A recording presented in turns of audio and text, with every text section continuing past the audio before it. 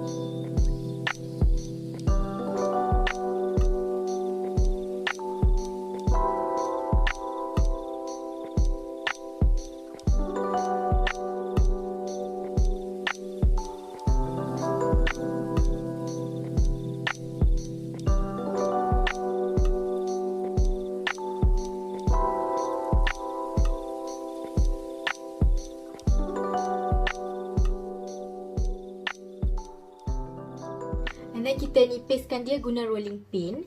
Kalau tak ada rolling pin pun boleh guna tangan je sebenarnya. Picit-picit.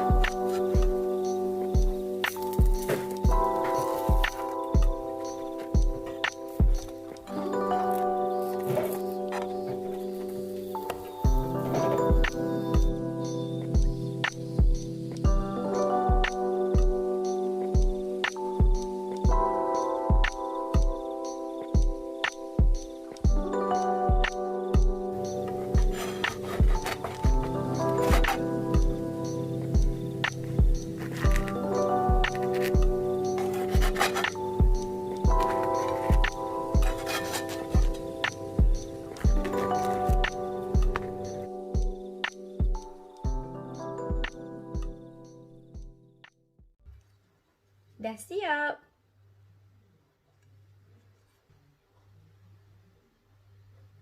Okey, nak rasa. Bismillahirrahmanirrahim.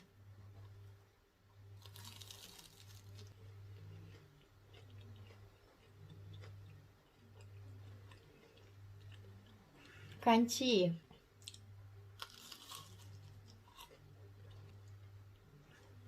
Sedap gila. The filling dalam pisang ni rasa macam cekodok. Unfried cekodok. Nak rasa yang Nutella pula.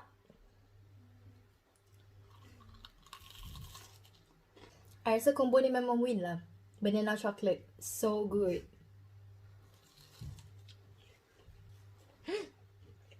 Kejap. I might have put too much Nutella, tapi it's so good. Okay guys, kesimpulannya, this is a super easy recipe. You literally need 3 ingredients je. If you rasa macam nak makan cekodok tapi you malas nak deal dengan minyak ataupun takut tak jadi, ni confirm jadi. And lagi sedap dari roti pisang mama. I guess that's all from me for today's recipe. Thank you so much for watching. Jangan lupa subscribe kalau belum subscribe and hit the like button if you enjoyed this video. Thank you.